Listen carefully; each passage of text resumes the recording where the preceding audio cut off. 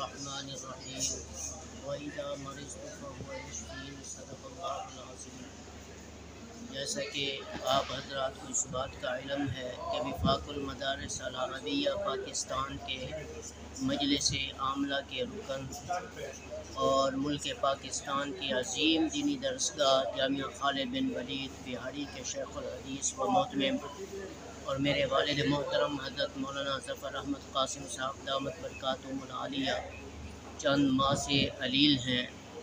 اللہ کے فضل و کرم سے ان کی عیادت کے لیے کافی علماء کرام، کافی طلباء مدارس دینیہ کے ان کے لیے دعائیں بھی کر رہے ہیں اور عیادت کے لیے بھی تشریف فرما ہیں۔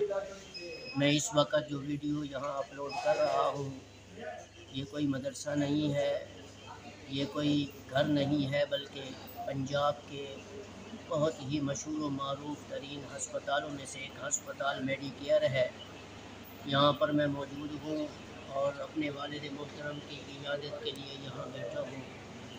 تو میں اپنے تمام اس چینل سے منسلک اور میرے جتنے بھی ویورز ہیں ان سے گزارش ہے کہ وہ میرے والد محترم کے لیے شفا یابی کے لیے دعا کرتے رہیں۔ علماء کرام بھی دعائیں کر رہے ہیں، جیسا کہ دنیا کے مشہور و معروف عالم دین شیخ الاسلام مفتی تقی عثمانی صاحب اور وفاق المدارس العربیہ پاکستان کے ناظم اعلیٰ قاری حنیف جلندری صاحب نے بھی ان کے صحت کے حوالے سے تمام مدارس دینیہ اور طلباء کو اہم پیغام دیا۔